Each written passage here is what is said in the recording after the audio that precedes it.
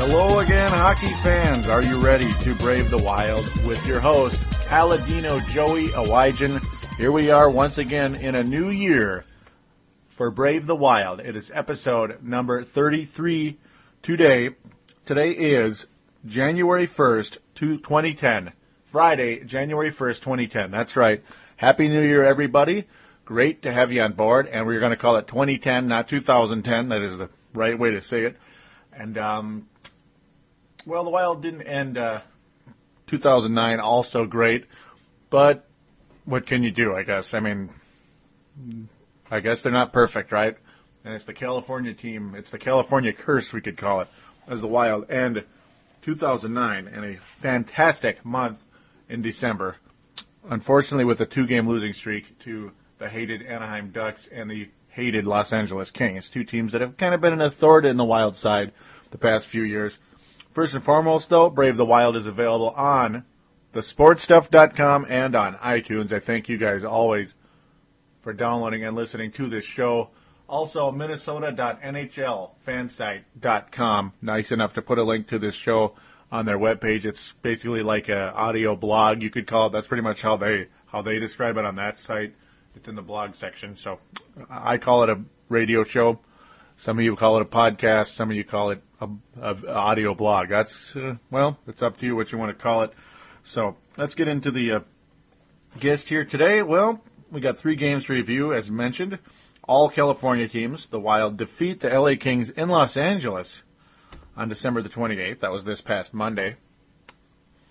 That was pretty awesome. That was, of course, after beating the St. Louis Blues on the 26th. So 2 teams that really affected the Minnesota Wild's chances to make the postseason last year. The Wild win both of them, but unfortunately doesn't end so well. Remember, they beat Anaheim earlier. They finally got over that hump earlier, and they beat LA, obviously, on Monday. But then, unfortunately, the little curse kind of came back for the time being. Unfortunately, the LA Kings and Anaheim defeat the Wild on the 29th and 31st. That was New Year's Eve, of course, a very ugly game on New Year's Eve. The other things we're going to get to real quick is also Peter Sikora's return finally to the ice, having only played 10 games this year, folks. Only 10 games and 3 points so far for Peter Sikora. He finally gets out of concussion junction, so now we await Brent Burns and Pierre-Marc Bouchard to do the same. So we'll discuss a teeny bit of concussion junction talk again, as that's finally starting to clean up a little bit. And then we're also going to talk a little bit about Jacques Lemaire's return to Minnesota tomorrow the 2nd of January, of course, 2010. So that's going to be interesting stuff. He kind of goes on a teeny miniature little rant about, wow, they really, the schedule makers really screwed the Wild this year, especially early on, and that definitely contributed to the Wild's poor start. So let's get into the games right now. The Wild finally get over the hump in Los Angeles. A lot of us were a little worried, though, in the first period. Nothing bad happened, but nothing good either. There was a lot of action from both teams in that first period, but nobody was able to score a goal. There definitely was a lot of up and down, though, and kind of grinded out Western Conference hockey as well.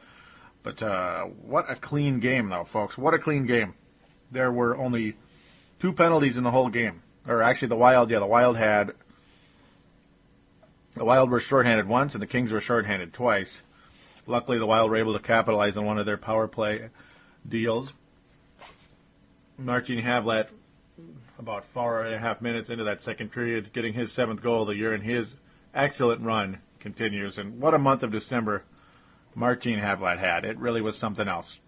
As Martin Havlat is now tied for 3rd in scoring for the Minnesota Wild overall, tied with Marek Zidlicki with 23 points. So Martin Havlat has definitely made a comeback of late. 15 points in December. And he didn't really start off also great in December either. It's the last 3 weeks of December. He really turned it up. Only had 1 point in 7 games in November. And, of course, 7 points in October. 12 games there. Havlat definitely invisible early on, but he's really showing up of late. And it's very encouraging indeed. That's been an ongoing story for the Minnesota Wild of late. And the success, finally some success for Martin Havlat. Kim Janssen did get a power play goal. He's the man that got the power play. Janssen has definitely been stepping up in the offensive side of late. His defense has been very sound, but generally an invisible guy offensively, but yeah, out of nowhere lately, he's been showing up a little bit. Brunette and Koivu, not surprisingly, getting assists there. Those guys always a part of everything, and that was a really nice deal there on the power play. Lots of passing the puck around. Koivu to Brunette to Janssen. That was nice, and then Belanger puts the Wild up 2-1. That was, of course, how after LA had tied it up about 7 minutes earlier. Definitely a nice second period for the Minnesota Wild, getting 3 goals to Los Angeles has won there. A very, very exciting period for the Minnesota Wild, and very efficient, as they only had 9 shots on goal. They only needed 4 shots on goal in the third period, and they actually got a goal in it, too. Eric Belanger with another great goal indeed. This one was a beauty, though. This was a beauty because, see, the Wild got scared to death here, as the third period was pretty scary. The LA Kings score immediately coming into the second period. Jack Johnson, a guy who's scored against the Wild in the past. I definitely remember that. He got on the power play right away in that third period, and all of a sudden it's 3-2, and it's like, oh boy, please, no more LA curse. And then Scott Parse ties it up with about 2.5 minutes left in LA. The crowd's going crazy there in LA. As I mentioned, the Wild only had 4 shots on goal in this third period. But then immediately after the faceoff, and I mean immediately after the faceoff, Belanger basically let go. He went on a slight break. He only skated maybe 2 strides, I believe, and just let the shot go, and it went in. And it went in. Second goal of the game for Eric Belanger, and you can only imagine who won the. I mean, he won the faceoff and just took the puck and went. Basically, is what Eric Belanger did, and yeah, you can only guess who was the top star of the game there. The former LA King, as we like to say that about 1 million times over now, beating John Quick. With this one was on the upper shelf, they call it, and it was a beauty. It was a beauty. It was over the shoulder of John Quick, and well, it's like, okay, well, I guess the Wild are going to be all right after all, despite that scary little run by the LA Kings there. And the Wild did pull it out. The LA Kings mustered about 2 shots on goal after that, and the Wild escaped Los Angeles with a rare victory over these hated LA Kings who've, as I mentioned 1,000 times, been a thorn in the Wild side for about 2 years now, and I don't think the Wild beat the Kings once last year. And I don't think they beat the St. Louis Blues last year either once. So fun stuff indeed. Wild finally win one. Unfortunately, that was the final victory for the Minnesota Wild in the year 2009. That was on the 28th, of course. December the 29th, Tuesday at Anaheim, so no rest for the wicked. And unfortunately, the Wild looked pretty tired in this game. They just looked like a team that just didn't have the magic going. Bobby Ryan had a great game. Unassisted goal. The former second overall pick in 2005, by the way. Bobby Ryan finally really emerging here. He's, kind of quiet, slow start to his career. He was drafted 4 years ago. And there you go. Now he gets a 2-goal game, 19 points. He looks like he's going to really get his career moving now. Get it kick-started here once and for all. He scored on the power play and unassisted goal. That second goal put Anaheim up 3-1, unfortunately. Saku Koivu factoring on that particular assist. Mikko Koivu had a 2-assist game. Saku Koivu also a 2-assist game. Just an interesting deal. The teams also shot 31 shots apiece. Kim Janssen with another power play. As I mentioned, this guy really has been stepping up of late, especially on the power play. And I guess Todd Richards, he likes something. He just likes what he saw from Kim. Liked what he saw from Kim Janssen in practice. You didn't really see Kim Janssen on the power play the last 3 years that we've had the guy. Maybe, early on in that first year, and when you got, what was it, an 18-point season in that first year here, back in 06-07, it's like, okay, whatever. He's not a power play guy, I guess. Well, something Todd Richards has seen in Kim Janssen has definitely given him confidence in the guy. And Koivu setting up Janssen again there. This time Havlat was Koivu's partner in this particular goal. Andrew Brunette was also on there. That is one hell of a top line there. Koivu, Havlat, and Brunette. We've also seen a Koivu, Brunette, and Latendresse line of late, and it's been a very, very good line. Those guys have played very well together. Latendresse has been everywhere. He's been valuable in all these games, and it's been great to keep up with. But that's pretty much the positives of the game. The Wild did go empty net there in the final minute. They did muster a few shots. The Wild outshot Anaheim 11-2, but unfortunately, the second and final shot of the game for the Anaheim Mighty Ducks, Todd Marchand broke loose. He just got the puck and took and just let it go, and the Wild lose 4-2 in Anaheim. They tried as they might. Kim Janssen got the Wild in it with about 7 minutes to go, but it just wasn't meant to be. This game just was not meant to be. Anaheim just pretty much outplayed the Wild, especially in that first period. And in the second period, they got done what they needed to. Bobby Ryan got his second goal of the year, and that's just all there's to it. Minnesota Wild can't get a victory here, and it poor Josh Harding. I swear, every time it's like every time Josh Harding's in the net, it's like, oh, we're gonna lose, and it's not because Josh Harding is a bad goalie or ineffective goalie. It just seems like the poor guy is cursed. Every single year, you look at his win-loss record. The Wild could be a great team or a bad team, but he's always 4-9, 4-12, 4-11, 5-14. It's just like some years his goals against average isn't so good. This year it's not so good, but he didn't exactly stink on this particular day. But last year, his goals against average was 2.2, and he was 4-11 or 4. Man, it's just talk about bad luck. The guy has never gotten a shutout either, unfortunately. Definitely bad luck for Mr. Harding and the Wild, unable to come away with a victory in Anaheim, California, in Disneyland. Oh, goody. You knew that was coming, right? You just knew I was going to say that at some point, because I'm a dork. All right, I apologize for that. And on New Year's Eve, the Minnesota Wild fans showed up to watch a Minnesota Wild game against the LA Kings on New Year's Eve night, a night that, a lot of people like to hang out, do whatever, party. I'm not the party type, but other people are. Like I said, the Minnesota Wild fans showed up to this game. The LA Kings showed up ready to go. The Wild did not show up to this game at all. I mean, the Wild didn't show up even a little bit. Nicholas Backstrom was definitely a sieve on this particular night, at least in the first half of the game. And it's all the Kings needed. It was just like, see ya next year, guys. Kings getting 3 goals in the first period. They score pretty early. Brad Richardson scores pretty early in this particular game, 6.5 minutes into the game. But it's like, okay, we'll be fine. But unfortunately, LA was dominating the puck the whole first period. Just the whole first period. Wild couldn't seem to get anything going, couldn't generate anything. They were 0 for 4 on the power play. And they have won the faceoffs, by the way, in virtually every game I've reviewed the past month and a half. The Wild have just dominated in the faceoff category, and they did again this particular night. The LA Kings score goal after goal after goal in about a 7-minute span. The LA Kings this was spanned over the late first period into the second period. The Kings 1, 2, 3 score 3 goals. Frolov, Ryan Smith, who's always been good against the Wild, and Michael Handzus, that guy's been around too as well, and good old Sean O'Donnell, the original captain of the Wild, assisting on the goal that put the Kings up 4-0. I mean, the game was 4-0. The crowd was booing the heck out of the Wild. After the third goal, that was the one by Ryan Smith on the power play, just undisciplined hockey early on for the Wild, and it killed us. It really did.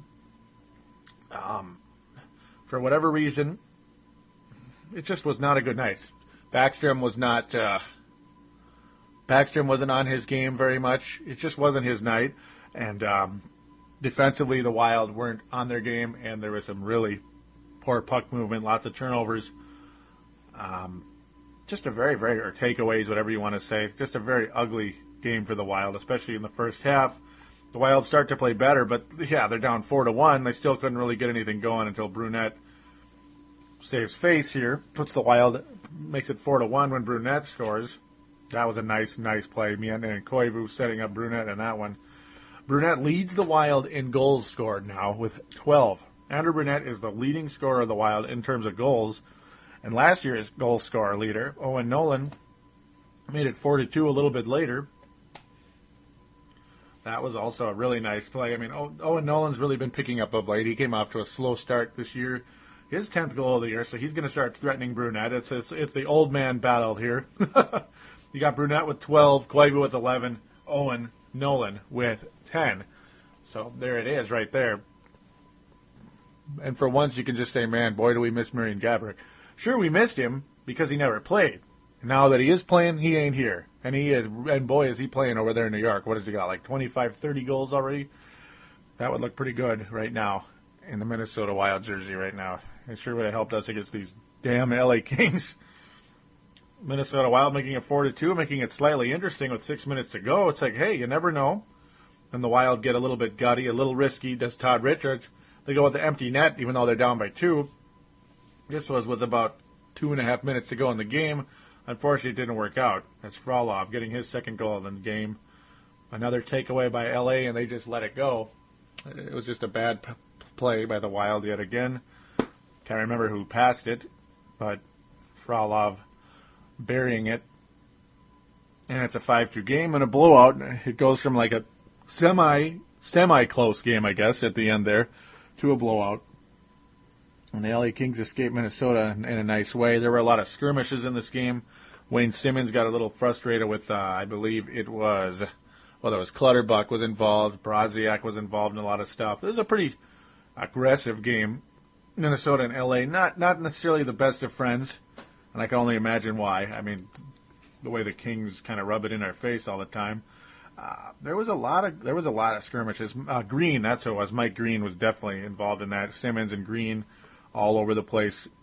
Clutterbuck and John Scott. Scott and Green officially got in a fight. There was going to be another fight also. I believe it was Bugard. Yeah, Bugard and I can't remember who else. Oh, I can't remember who else it was. I believe it was Brown, I think. And the refs just said, no more. So that was interesting because they were getting sick of all the fighting, I guess. Green was pretty much overmatched by John Scott because John Scott's 6'8", and Scott just kind of pushed him to the ground. It was like Hulk Hogan versus your next door neighbor's nephew, basically. Not that there's anything wrong with Green, but yeah, just John Scott pretty much said, "Get out of my way," basically. But that's really the majority of the excitement for any of you fans out there that may have been into this New Year's Eve night. You didn't get your money's worth, really, other than that. Just a game that went south pretty early indeed. Late in the first period, early second period. Just crap. Just some bad hockey for a short stretch of time. That was very, very costly. Very, very costly indeed. And Sean O'Donnell escapes Minnesota with yet another victory. Good old Sean O'Donnell. Man, I miss that guy. He would still fit in nicely with this team, I tell you. And, man, that was, God, that was almost 10 years ago, 9.5 years ago that Sean O'Donnell last skated with the Minnesota Wild. Well, when he was traded away, man, what a nice defenseman he was. Just fantastic. And he's still playing all these years later. He was a veteran then, and he's still playing. And he still looks like he can still play pretty good. He just had a nice game. So, enough of that. We're going to move on here. We're going to get into a little bit more news talk. I'm not really discouraged by the Wild, but that game sucked. It was just a bad night. The Wild have a very tough opponent tomorrow night against the New Jersey Devils here in not right where I live, but yeah, in Minnesota, and of course St. Paul, the capital, in the XL Energy Center. Jacques Lemaire making his return to the Wild with the team that he started out coaching. At least, well, I guess he technically started out with Montreal. My bad, but you get the idea. The team that really made him into, or the team that he really identified himself as a head coach and a Stanley Cup champion coach with the New Jersey Devils. All right, that was drawn out a little longer than it needed to. So we'll be right back right after this.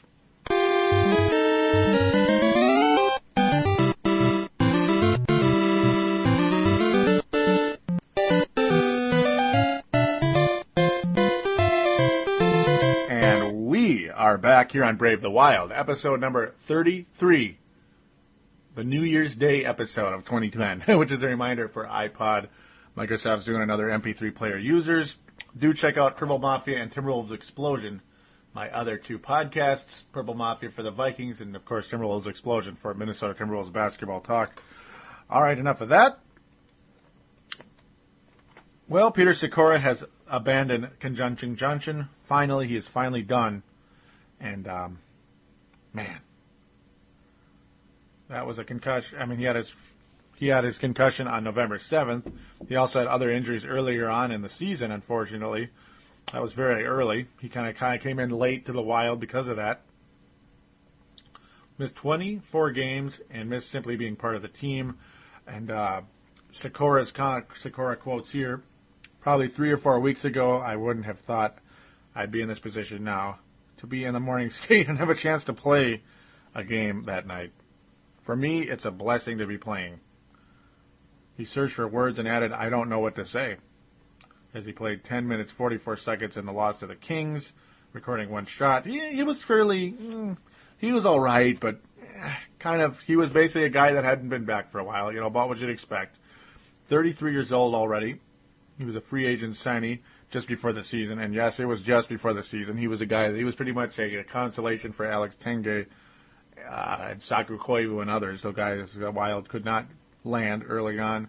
Former New York Ranger, I remember seeing him. He actually played in the game again that Marian Gaborik had 5 goals against the Rangers.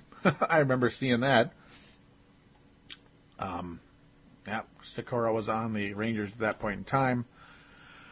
Yeah, he's only got 2 goals and 1 assist so far this year. Does Peter Sikora? He disappeared. Yeah, then he did. Yeah, he disappeared the way the players with concussions do, biding his time until the post-concussion symptoms lifted enough that he could go back to work. I'm very excited, Sikora said, saying that he needs to get and see how he feels in a game because the practice is not the same as the game.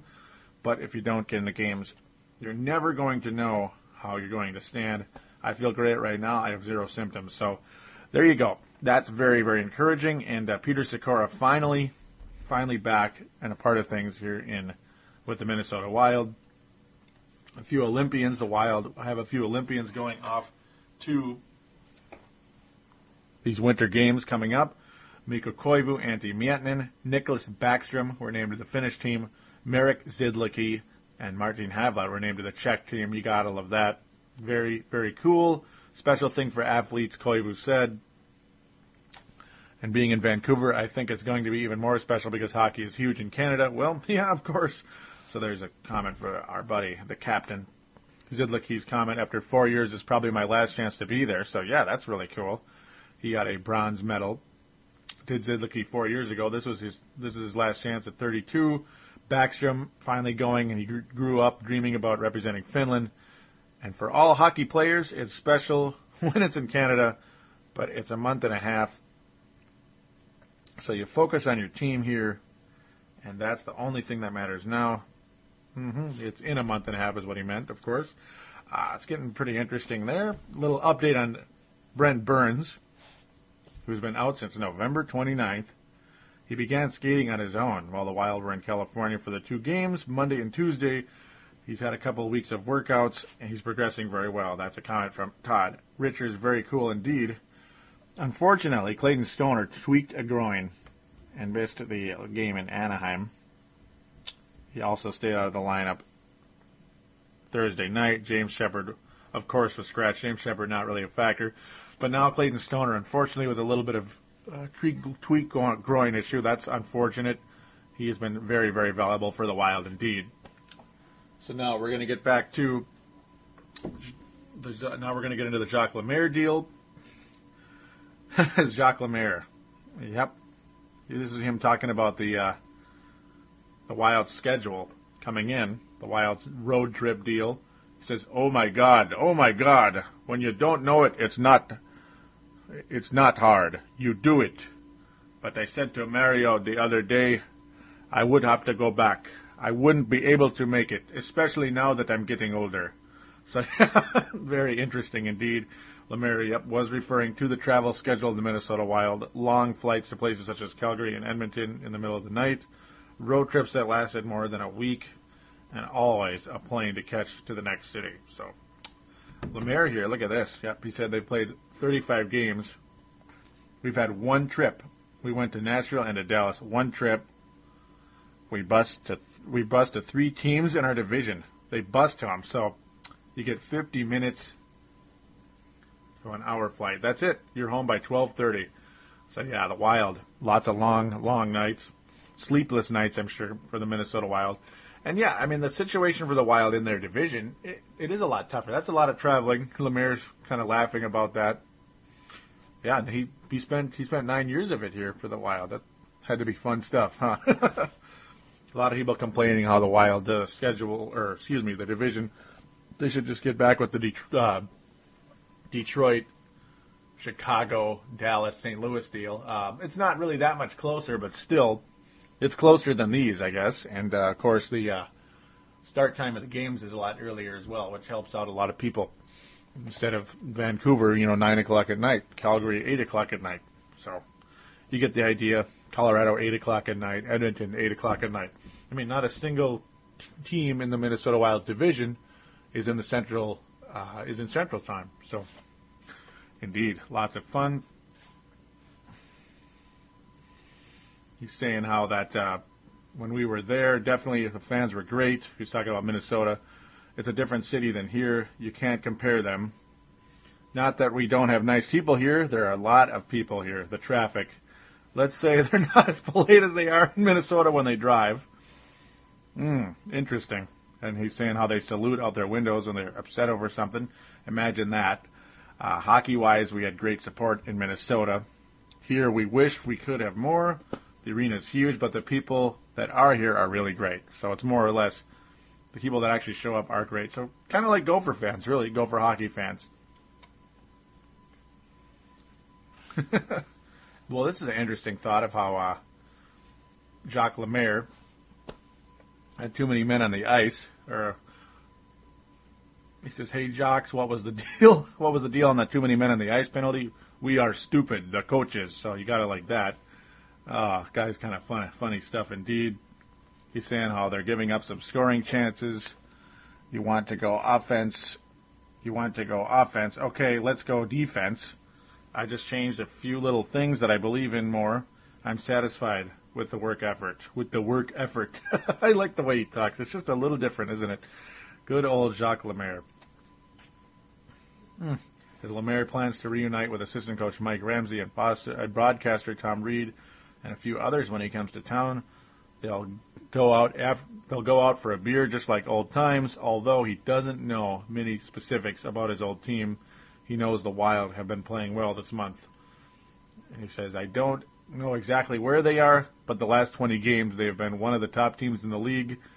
I know they didn't start out well at all, but there are adjustments, a few new players. It takes time before everyone gets to know each other. To me, they made some good moves. They got workers, guys who come to play every night. Got to like that." So we'll close here pretty quick. As Lemaire paused after that, clearly something struck a chord in his memory. Perhaps it was the night Marian Gaborik got caught filling in on defense and tried and failed to skate backward. Or maybe it was the time Pascal Dupuis shot the puck in the stands on a breakaway. We could laugh, eh? We were always joking. It was always something, wasn't it? Yes, mostly it was fun. So you gotta like that. Jacques Lemaire, folks. We all have our opinions about how his coaching style. The defense was fantastic. The offense was timely. And with the current roster, you couldn't really get a better coach with the roster last year. But Todd Richards is doing something right with the current roster right now. There was a lot of growing pains in October, along with the horrible schedule early on. Lots of road games early on, October into November. But Jacques Lemaire, a guy that can come off as kind of a steely-eyed, sharp in terms of stern personality. He's got an interesting sense of humor. The classic dry sense of humor. That's pretty funny, and you can never forget the accent, of course, and you can't make up the knowledge and the expertise of a guy like Jacques Lemaire. And I really appreciated Jacques Lemaire's time for the Minnesota Wild. I'll just say that as the host of the show. I really appreciated Jacques Lemaire, and it was fun reading that. And right now, ladies and gentlemen, the New Jersey Devils are the number one team in the Eastern Conference and are a mere 2 points behind San Jose for best record in the entire NHL. So, and no, it doesn't hurt when you have Martin Brodeur, but sure, he had him in the old days as well. Because, Brodeur's been there all this time, of course. Won the Cup with Lemaire. Jacques Lemaire's doing an excellent job in New Jersey. It's a perfect team for him. Enough offense and a ton of defense. It's a perfect team for Jacques Lemaire. And good luck to them. They just might win the Stanley Cup. The New Jersey Devils. Not a fan of the team, but with Jacques Lemaire as the head coach, there's a little bit more interest in the New Jersey Devils, at least from my standpoint. Again, you can say what you want about how the guy coached, how he was kind of he was kind of stubborn, he was kind of set in his ways, but the guy can coach. The guy and the guy has a personality that's just absolutely priceless. So, one final thing though, the new coach Todd Richards is just he's showing us in Minnesota that he really is a good coach. I'm very encouraged about Todd Richards as well. So, to me, I'm not saying I'm glad. So I'm not going to say I'm glad Jacques Lemaire's gone, but I'm also not going to say that, oh God, what a drop off it's been from Jacques Lemaire to Todd Richards. No, it hasn't been a drop off. Todd Richards is very exciting because we really early on the defense wasn't quite the same, but it's different schemes. But the defense has been smothering and been fantastic. As very few teams have gotten over 30 shots 30 shots on goal against the Minnesota Wild, especially the past month here. It's been really, really encouraging, and the offense has been there. And Todd Richards is finding something out of Kim Janssen and other guys. It's pretty cool indeed to see. So we are going to close the show now. Thank all of you for listening always. So first and foremost, I would like you to call into the show if you could, 209-736-7877, 209-736-7877. It is a voicemail treated as such. Mention you are calling in to Brave the Wild. State your comment, shout-out, question, leave your name and town. Keep it to about a minute to 2 minutes tops, and I mean dead tops, 2 minutes. It'd be fantastic to hear from you out there. And if you like the show, please rate me on iTunes. Give me a nice positive rating and a nice little comment. Put in a good word for me if you could. I'd appreciate it very much. And finally, on the sportstuff.com, there is a message boards. Click on the button in the upper right-hand corner that says TSS Boards. It is 100% free and 100% fun. Just simply register to that, and we can talk some more hockey. We can join the boards on there. NHL boards, the Brave the Wild section, and the podcast section of the boards. Can interact some more, get some of you strong, just classic Minnesota knowledge, Minnesota hockey fans. We got to get you on here on the sportstuff.com. Just come in and join the community. It ain't going to cost you a dime. There's no obligations whatsoever. Just join up and join the discussion. It'd be great to have you. So thanks again for listening, and we'll talk to you in a week. Go Wild.